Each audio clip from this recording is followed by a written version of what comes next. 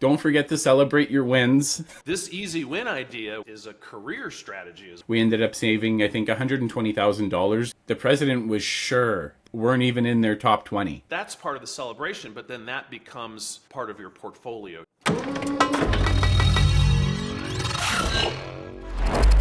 Welcome back to Machine Shop Tech Talk, or welcome to Machine Shop Tech Talk. If you've never been here before, in manufacturing, it's not if something will go wrong, but when, and you're looking, how do I pick my continuous improvement project? Welcome, Ray. I'm so glad that we're going to dig into this. It's great. Thanks for having me, Arthur. It's great joining you. Yeah. Well, how do you even pick a project? I know I've got my method. I know that you've got your method. So let's look at how we look at the different areas and how we pick a project. There's a lot of methods. Some are more analytically based than others, quantitative, qualitative methods. There is no right answer to your question. There's a whole palette of methods and models and tools that you can use. So there's a number that come to mind, but having, I think, as a continuous improvement professional, having a broad understanding of all those models is crucial, because I think sort of the art of continuous improvement or quality management is knowing which model, which tool to grab at the appropriate time. So having a broad understanding of all the different models, or as many as you can, I think is really helpful, actually. And you're right, there's a ton of them. Like for me, I was always looking for wins. Like I've been a new leader on a team before, so maybe we start looking there. When I was newly in there, what I really needed, because I had all these grandiose plans, right? I had been in the company for all of 6 months at the time, and I got put into a leadership role, and I was like, man, I need money. I need buy-in from the ownership. I need my bosses to believe in me.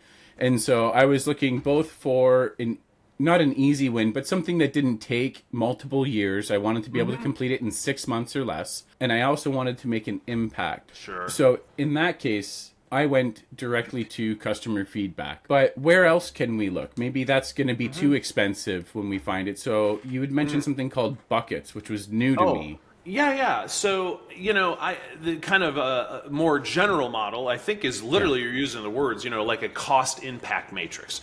How much does this project cost, and what's the potential benefit from it?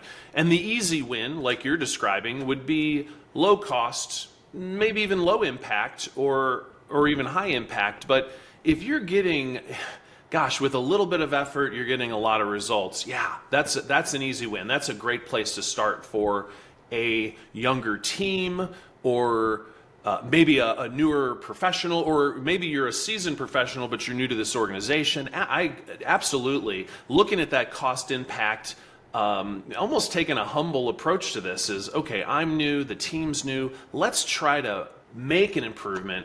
It doesn't have to be gigantic, but it's a real improvement, and I think there's tremendous value in that. But what you were referring to was I refer to them as buckets. If you look at cost of quality analysis, which is a pretty popular model published by, I think, Armand Feigenbaum back in the 1950s. But what he's talking about is you have 4 buckets or categories of quality costs, and they are preventive, appraisal, internal, and external. So the internal and external are actual failures. You attempted to make a good part and it was actually defective, and there's some penalty for that. Well, if you can imagine, prevention is all the process design and the brainstorming.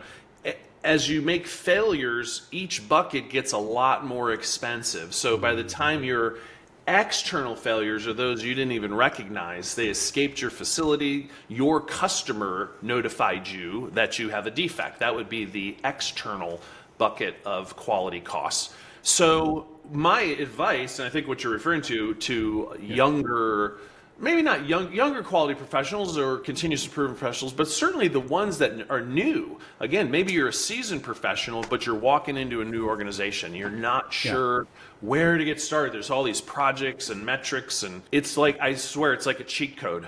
Don't skip over all that stuff. Look at what your customer's saying. What are your last 10 customer complaints, your last 10 RMAs, return material authorizations? What are the customers complaining about? And in that group, depending on what type of organization you have, that could be a large pile of problems. I think it complements well with your easy win idea as well. Let's look through these things. What has been unaddressed? What are the root causes of some of these? But starting there automatically drives your impact up because the costs are naturally more expensive. They're exposed to the customer. You have other intangible costs like loss of trust, and maybe they start looking around at your competitors. So some of those costs aren't even tangible. You can't even define them. So I like to say, go right to the end. Look at your external claims and start. That's your selection of projects to get started. And like you said, the cost is immeasurably higher in those cases. So it can be a good place. I know, just a quick story on my side. When I was newly into a leadership role, I was only 6 months in the company, and they put me in, and they're like, they wanted to see big changes come because we were losing customers. And so I looked, and then we were having returns on these hydraulic assemblies because some of them were starting to stick. There was a piston in there that was starting to stick. So I don't need to get into all the technical detail, but basically there was customers returning hydraulic assemblies, and we looked at that and we were like, okay, well, that's bad because that's affecting our market share, which is obviously not something a company wants. You don't want to see the competitors getting business because you messed something up. And so we started the conversation with the customers, acknowledged, hey, we know this has been going on. This is what we're doing to go to prevent it from cutting back to you. So we reworked everything they sent back, which is ridiculous costs. But the thing there is we captured those costs when we had to rework it. So I had more justification Sure. when I wanted to do more of the changes. In the end, the changes that we did, we ended up saving, I think, $120,000 in the first 12 months. Great. Which this is going back to 2008, which some people listening might remember how slow manufacturing got then. Sure. It was a lot more money. By today's standards, I don't know. There's people that can do those calculations. I have no idea. I know today it would be a much more expensive, like a bigger return. But it was all by going to, like you suggested, right, is look at the returns, look at the RMAs, work with your customers, have the hard conversations, and then it's a win. You get buy-in from your team because they're like, oh my God, we actually did something that's making a difference. I mean, we made the whole assembly and packaging, all of that process easier for the employees as a result. And we were able to get the buy-in from the ownership because the ownership, when they see you saving that kind of money, the next time you want to do a project, there's a lot more trust there. Oh, yeah. Maybe you can't get $1 million project going and on the next step, but a $500,000 project, $250,000 project, you can get that bigger buy-in because they've already seen a big return. I mean, the actual project only cost us a couple $1,000s in equipment. Aside from the rework costs, we didn't use that as a cost of the project. We used that as a cost justification from the cost of the current process and why we needed to change it, right? Yeah, it's interesting. Your example is interesting because, how do I say this? An easy win should not suggest an unimportant win. Yeah. Because, let's say in your example, you spent $5,000. If I'm getting the numbers right, you spent $5,000 and you made $120,000 per year. Okay, if it's $100 million company, you're not even making the radar, so to speak. But if you could repeat this, if you're working on 2 or 3 of these simultaneously, and your turnover of projects is 5 or 6 a year or something like that, you're how do I say this? You are making an enormous collective impact. And the other thing I think you're suggesting too is because you were new at the company, and it's like you have to build trust with your leaders too. They have to have confidence. One of the big decision makers for a leader of an organization is who is going to lead this project. Sometimes you got a great ROI, you got this beautiful piece of equipment, it's a winner. But who is going to champion this project, And like when you buy, I know you've worked in machining for so many years, but when you buy a machine and you like it and it works great, you tend to buy more of those machines so you can spare parts and your technical knowledge and stuff. It's not that different when a leader of a manufacturing organization has 10 project managers or something like this, or 5 engineers or continuous improvement professionals. The one that's making the biggest impact is the one that's going to get the better projects and the more responsibility and of course the promotions and all this other stuff. So this easy win idea, when coupled with project selection, is a career strategy as well. I mean, this is a good way to move up or move to where you want to be in your career. Touching on the career progression side of things, to anyone listening, whether you've done continuous improvement projects already, or maybe you're just getting to the level where you're looking at doing this and that's why you're watching us here, is document these projects that you have done, because even if you go to another company, it becomes part of your portfolio. Sure. That makes you attractive. Now, obviously, I'm not suggesting people do projects to jump companies or anything like that,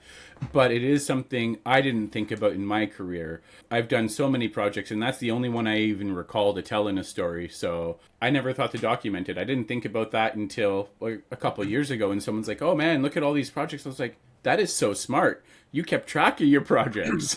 I would imagine so, and I haven't really done it either. I haven't changed jobs a whole lot, so I haven't had to necessarily think that through. I have a few times, but it's also so documenting it for the purpose of career growth is great. But also there's kind of that lessons learned idea as well. You know, when you're encountering a problem, your experience will say, oh yeah, this is kind of like that problem I had 5 years ago. But actually having the notes, will give you the details a little more. It'll help jog your memory. I think it'll allow you to kind of repeat less steps, so to speak. You'll be able to go back to that body of knowledge frequently, looking for new ideas. And sometimes you have projects that don't necessarily land either. It's good. I was thinking of an example myself was I used to work at a forging facility, and one of the significant problems, very severe defect with forgings, is a crack. So it's a metallurgical failure, usually because maybe the material was cooled too rapidly and actually cracked. Well, that's bad. I mean, if you have a cracked gear going into a transmission or component going into a wheel bearing assembly, that is not good. So I was investigating this technology. I think it was called acoustic emissions testing. It was basically like it would hit with a hammer each forging, and then it would analyze the sound, and it could tell you whether it was cracked or not. And it's a fantastic technology. It's a great NDT that you don't really hear about a whole lot. The problem with applying it in the forging industry was that the variation from forging to forging, you might say your noise, your natural variation is a lot, because relative to say machining or grinding or other technologies, it's just a lot. So it was kind of hard to separate the signal from the noise, which rendered it not particularly useful in forgings unless it was a horrible defect. It didn't pick up the minor defects. However, it's a great technology. So later I had an opportunity to apply that in machining. So it's a good idea, but maybe not the right time or the right application. So keeping track of projects, and at the end of a project, you were talking about earlier about celebrating your success, right? And part of that celebration could include, here's the major highlights, and put a PowerPoint together and show some before and after and give some data and some formality to your presentation. That's part of the celebration, but then that becomes part of your portfolio too. You can refer back to it. The pictures, the data, you got all that stuff that you can refer back to. I mean, I like the story because it's true. You might use a modality or some method to do something, and maybe it doesn't work for that project, but you learn enough about it that you can apply it later, which is a great thing. But also, it's the tracking for even your internal progression within a company to refresh memories, or maybe bring up to speed when there's turnover and there's a new senior leader that comes in.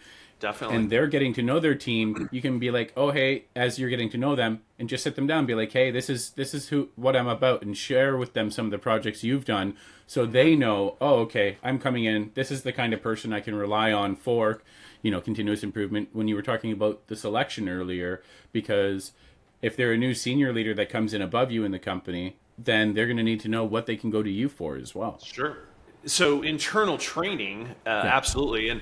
And as you know, I teach manufacturing-related skills online. I'm not trying to do a pitch myself, but no. At the same time, I have gone back into my notes over and over and over again. All these pictures I've taken on my phone out on the machining line, those little things, I end up using in my external training, my teaching endeavors as well. So I like your idea about it's a way to let, say, new managers or new leaders know where you're at as well. That's a great point. If the fact that you're an instructor comes up naturally in conversation, you're not pitching yourself, you're just making people aware. Hey, Sure. If you're curious, you want to learn more, maybe you don't want to go to post-secondary. For everyone watching, Ray's got online courses. So Sure. it's a great place to go. Just saying. Absolutely. I just launched my 53rd class on the Udemy platform, all manufacturing related. And if you want to learn more about manufacturing, stop on by. You should see his client reviews. Anyway, okay, we can drop it. It's getting a little weird, but that's okay. Sure. I'm good. But I was curious how else you might think to get continuous improvement ideas if you've got all the RMA stuff handled. Sure. There's a lot of great models, and that's sort of what I was referring to before with the qualitative and quantitative models. There are financial models like, a payback period and net present value and these different ROI models, economic impact models, which are valuable, and there's a ton of literature, and they're very useful. And a lot of manufacturing professionals, even leaders, only have like the basics, There's so much to gain in examining ROI models for manufacturing, particularly. But in terms of other, we'll say, mental models, I think there's the classic 80-20 rule, the Pareto analysis, which is a model in itself where you're looking at, let's say, again, I've worked in a quality manager for a lot of years. Yeah. Instead of looking by customer or by part or by whatever, what if we looked at what if it was by defect type? I think a lot of times you'll find that if you sort, the idea of the Pareto analysis is that 80% of your problems come from 20% of your sources. This founder, it was an economic model, this Vilfredo Pareto found that 80% of the land in Italy was owned by 20% of the people, or something in that neighborhood. But it's shown up over and over again. It's not a law, by the way. It's just a model. So if you start looking at, maybe I look at all of my internal defects for the year or for the month or for whatever, and now I'm categorizing these by, say, defect type and magnitude, and then I sort those. So what are my biggest defect types? And then let's start looking at how we might solve those. What it does is it orients your efforts to the highest impact problems, is what Pareto analysis is going to do. And it's one of these things where, again, I think a mental model is the right way to say it. You can be quantitative with it, but you can also just look at, let's look at our last, whether it's external, our last 20 customer complaints, or it's internal. Let's look at our biggest defect sources. It's just a great model. You have a finite amount of resources, people and hours and capital budgets and whatnot. You don't have enough money and time and energy to fix all your problems. So which ones are you going to go with? Well, let's go again with that impact matrix. Let's go with the ones that are quantitatively bigger in nature than the ones that are less. And the neat thing about having a kind of a continuous improvement mindset and model in your organization is that, okay, you fixed 2 or 3 or 4 problems this year. That's great. Let's redo that next year. Yeah. And maybe our number 1 last year, well, maybe it's number 7 this year. Well, that's good. It didn't go away completely, but now you have a new number 1 and number 2 and number 3. And by thinking this way and analyzing maybe your internal reject data in that manner, you're going to be focusing your energies in the highest impact areas. Well, and it starts with gathering or talking to the people that are there. Again, depending whether you're well established or you're new to the business. But you start tracking it and then look for those ones where the ratio is going to make the most sense. Sorry, not the biggest, but the most sense to deal with. Yeah. Applying some data tools to all this is pretty important. I think sometimes I'm just recollecting, sitting in different meetings and maybe all the managers and supervisors, everybody's there, and someone will be like, I'll tell you what, we got a giant problem over there, And then immediately people start getting into solutions and what we did 5 years ago and this and that. And it's tempting because there's emotion and it's present, it's urgent, it's going on right now. Yeah. It's tempting to, okay, let's jump that direction. But in reality, if you're not quantifying your problems, you got to bring data analysis into this. You have to quantify this in some way that you can rank any given problem relative to other problems. And if it's an area for some people, maybe not so much in the engineering crowd, but maybe other types of fields that are in manufacturing, maybe less analytical fields, that's an area I see a lot of professionals can grow in, even just basic data analysis, learning the tools that they can apply to their quality data or their project management data to help them with that selection. Depending on, again, the area of manufacturing that you're in. I mean, most of my audience is more machine shop focused or that kind of thing, but there's a lot of smart manufacturing tools that are coming out to help collect all that data, so that you can know where to focus and you can quantify what's actually going on. Because I had a guest on, and we were talking about, there's a president of a multi-million, what was it, like a $700 million company or something crazy, and the president was sure that this was the problem. And then they dug into it, they did some analysis, and then they came back, and the top 3 problems the president was so sure of weren't even in their top 20. And if they would have just chased what he thought the problem was without looking at the data, they would have burned through so much money and time and buy-in from the team and everything. And instead, they looked at the data and they saved $100 million tackling the top one. Working around those, I bet you that wasn't just a little 20-minute discussion. I mean, the president of the company is focused on this, it's going to be tough to just do a little PowerPoint slide and change his or her mind. But anyway, it's interesting. Yeah. You're right. There's emotions behind these too. There's a human aspect to this where this nagging problem, you find out it's just nagging you. It's not that big of an issue, but the data analysis side is big. And, I just throw another thought out here too, just with these various models and different approaches, is you were talking about continuous improvement, right? Yeah. So part of this is our own kind of personal continuous improvement. If you want to be a more effective continuous improvement professional, well, then you are going to have to improve your skill set in order to do that. You're going to have to mature in your knowledge of the models and the tools and build some confidence with some of your early wins to moderate wins to big wins. There is this continuous improvement model. We can look inwardly as well. Where are the gaps? What do I need to work on? How do I go about doing that? And we can almost apply this to ourselves in our careers as these professionals. Yeah, that's a good point. That's a good point not to step over. As an addict, I sometimes an addict to continuous improvement. If you just jump to this part of the conversation, I don't want to take this down another path, but that is a very important point. I'm someone that's like, my mission every day is to learn something new. Every single day. A lot of the days I learn what doesn't work, and that's okay. That's still learning. It still counts. But it's really important to always be working on things, because in the end, all we control is who we are and how we show up. And the only way we can modify that is by working to improve ourselves. I believe every single day, but a couple books a year, even one book a year, you'd be miles ahead of the bulk of the population. Some little, it's interesting. I don't want to run too long, but it's interesting how, you may think or encounter in your professional career, you run this report every month or something like this, and there's always this pain point. I can never get this data to go over there or sort it or whatever this way or that way, Instead of struggling with it every month and wasting all this time and energy, maybe one of those months you invest a little more time into your knowledge. Maybe there's a better array formula to use in Excel, or maybe there's a pivot table or some tool built into the software, for instance, that you're already using, that you just have to invest a little bit of knowledge, a little bit of time.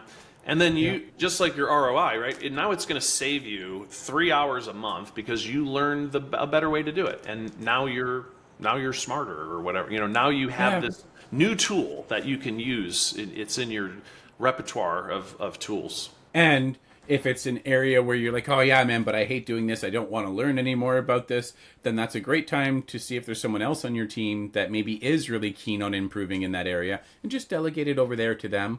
Sure.